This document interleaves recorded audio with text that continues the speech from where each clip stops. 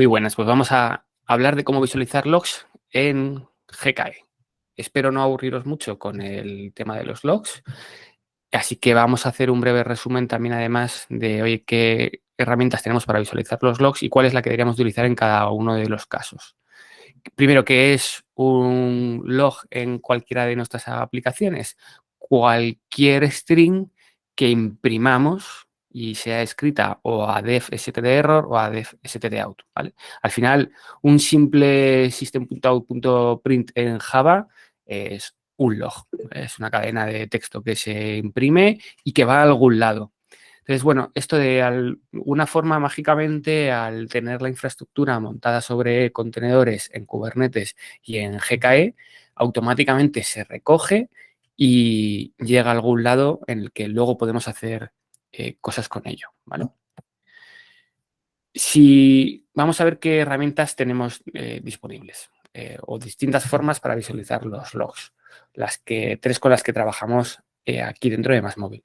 Una es directamente con la herramienta de línea de comandos de Kubernetes, que es kubectl. También podemos visualizar los logs con Google Cloud Logs y, como no, cualquier análisis de datos que podemos hacer en la casa, podemos hacerlo con BigQuery. Lo que os comentaba antes de cómo funciona un log que tú imprimes a stdout, stderror, tú puedes no saber dónde lo estás imprimiendo, ¿vale? Si haces un print de una cadena de texto, lo normal es que vaya a stdout y si estás trabajando con una librería de logging, si imprimes un log de tipo info, lo más normal es que vaya a stdout y si imprimes un log de error, seguramente la librería gestione para que vaya a la salida de errores. Pero bueno, al final todos los logs que tu contenedor, tu pod, generan stdout o stderror, son escritos físicamente a un fichero en el sistema de ficheros de la máquina virtual donde están funcionando, en este caso en una ruta barlog, y aquí luego ocurren una serie de pasos, ¿vale? Y cómo podemos nosotros leer al final estas entradas de log que se están imprimiendo o se están escribiendo en esta ruta de barlog. La primera de ellas es con nuestra herramienta de línea de comandos kubectl.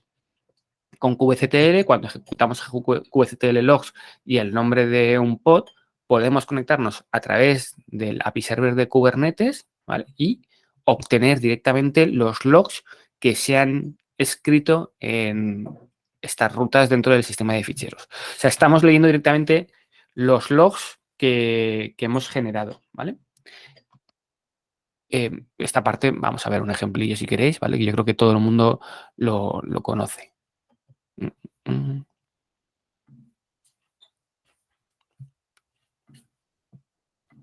Bien.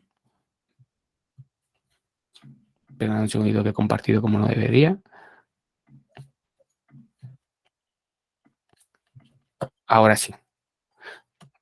Mi kubectl. Puedo hacer un kubectl getPods para visualizar los logs. Estoy visualizando los logs de Aucene, ¿vale? En este caso, con kubectl logs y el nombre de un pod en concreto, puedo visualizar los logs, ¿vale? Si además queremos verlos en tiempo real, con kubectl logs -f, podemos verlos en tiempo real y según van llegando, los podemos ir viendo. Fenomenal, creo que esta herramienta la conocemos todos bastante.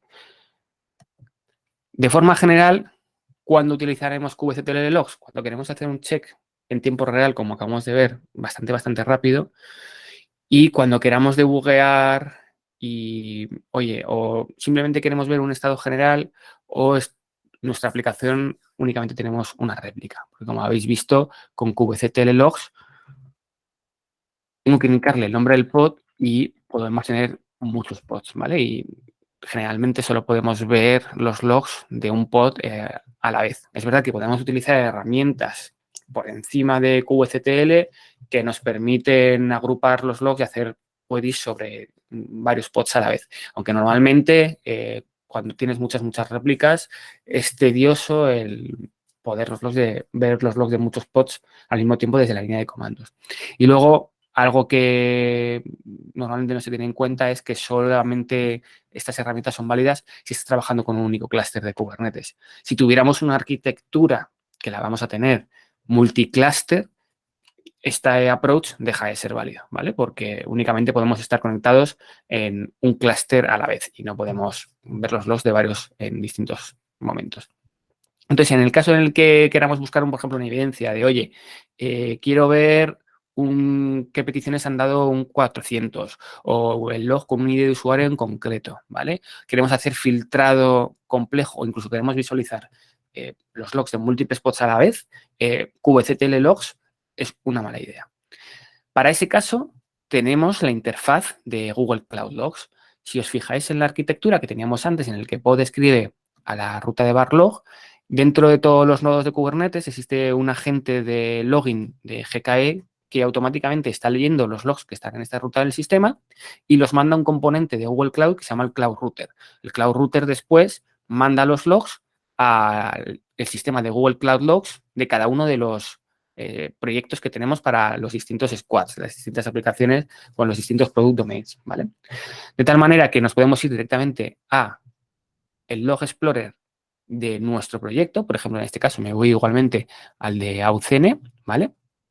Aquí importante siempre seleccionar el Refine Scope por Storage y seleccionar All Logs.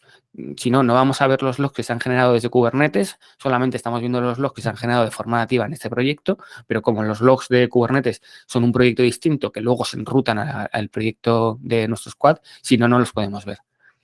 Y ya tenemos aquí todos los logs disponibles, ¿vale? En el que podemos ir filtrando con los filtros rápidos de la izquierda, tenemos el histograma que nos permite hacer búsquedas muy, muy rápidas de, por ejemplo, vemos si de repente ha habido un spike de logs muy alto o ver si hay errores en concreto, ¿vale? Podemos expandir los logs. Si estamos trabajando con logs estructurados, que siempre debemos estar trabajando con logs estructurados, vamos a ver los distintos campos en formato JSON. Y si además estamos trabajando con el formato de logs aconsejado dentro de MassStack, en el que si es un log de una request HTTP y estamos mandando los logs en el formato correcto, podremos ver aquí ciertas cosas bastante útiles que nos dan directamente información sobre la request HTTP y un objeto de request HTTP, ¿vale? Bueno, para más sobre formato de logs y cómo escribir los logs, tenemos otras charlas disponibles. Pero bueno, de forma general, lo que nos va a permitir la interfaz de Google Cloud Logs es debuguear en tiempo real, ¿vale? Vamos a poder hacer las queries y verlas en tiempo real o incluso tenemos un botón tenemos un botón. Yo sé que hay un botón aquí que le puedes dar aquí, Stream Logs, ¿vale? El botón de Stream Logs te permite ir viendo los logs en tiempo real, con lo cual podemos escribir una query. Oye, es que quiero ver únicamente los logs de queries que hayan dado un 500, ¿vale? Quiero ver los del 500. Mira, ha habido un 500 y quiero además que si llega alguno más, que me lo vaya sacando por pantalla, de tal manera que podemos hacer un debugging en tiempo real y vamos a ir viendo, uy, hay bastantes, los logs de todos los pods en tiempo real, ¿vale? Si tenemos alguna query bastante compleja, nos la va a respetar. Y además, bueno, pues efectivamente es un caso bastante útil para el buscar evidencias, que eso es lo que quiero decir de, oye, no quiero ver solamente logs de forma general, sino lo que quiero es ir a buscar un dato completo. Al tener esta herramienta de búsqueda, nos permite realizar estas acciones bastante sencillas. No es una buena herramienta para realizar auditorías, poder ver, por ejemplo, quién hizo una acción determinada hace 2 meses, porque Google Cloud Logs tiene una retención máxima configurada de 30 días. Tampoco es una buena herramienta para realizar consultas en la que queramos agregar información. Oye, dime cuántos 500 ha habido durante el mes de septiembre, ¿vale? Es algo que es complejo de visualizar con Google Cloud Logs y además bastante costoso en tiempo. Hay incluso algunas queries que no son las más adecuadas porque pueden incluso tardar bastante tiempo en ejecutarse en Google Cloud Logs. Entonces, para esta parte, lo que tenemos es directamente en BigQuery, ¿vale? BigQuery, que vamos a arreglar esta slide en tiempo real porque veo que se ha fastidiado. Arreglado. Exactamente igual que Google Cloud Logs mandaba al Cloud Router y luego nos los mandaba a Google Cloud Logs, ¿vale? En BigQuery exactamente igual, el login agent lo manda al Cloud Router y nos lo manda al BigQuery de cada uno de los proyectos de nuestros squads. Dentro de este proyecto está dibujado, fijados, múltiples cajitas, porque puede ser un único dataset o puede ser múltiples datasets. Podemos tener configurado para que nos mande todos los logs a un único dataset con todas las tablas, o tener filtros determinados que nos separen los logs según su naturaleza. También hay una charla de esto que luego al final podéis consultar, ¿vale? Para, oye, ver las ventajas que tiene cómo poder tener estructurados los logs en BigQuery. Y al final BigQuery lo que nos va a permitir es realizar operaciones de auditoría, consultar logs de más de 30 días, tiene un engine de búsqueda súper potente en el que podemos hacer queries realmente complejas, y vamos a poder también realizar queries para agregar datos. Oye, lo que estábamos diciendo, dime cuántos errores ha habido en el mes de septiembre. Por supuesto, vamos a poder conectar, aunque no es normalmente el propósito de tener los logs en BigQuery, pero si queremos incluso vamos a poder visualizar los datos con algún tipo de gráfico en un spreadsheet o en un Data Studio, ¿vale? BigQuery, sin embargo, no es una buena herramienta para hacer debugging en tiempo real y para buscar evidencias, en este caso también en tiempo real, ¿vale? Podemos ver aquí un ejemplo. En este caso, más customers, tiene todos los logs exportados, y tenemos aquí dos tablas, una tabla STAUD en el que contiene todos los logs de la salida estándar y una tabla ST de error en el que tiene todos los logs de la salida de errores, ¿vale? Y aquí tenemos los logs ya disponibles con todas las columnas, y además la aplicación ha hecho uso de logs estructurados con JSON, nos va generando columnas con cada uno de los campos, y realizar luego búsquedas sobre esta tabla de BigQuery es muy sencillo y muy potente. Así que nada, chicos, hasta aquí nada más. Os recuerdo que este vídeo os pasaré luego las slides para que podáis tenerlo. Hablamos un poquito de forma más intensa sobre métricas y logs, y podéis jugar un poquito también, sobre todo para saber cómo configurar la parte de los syncs y cómo está configurada la parte de logs en Google Cloud con GKE. Pues muchas thank yous. No sé si hay alguna preguntita.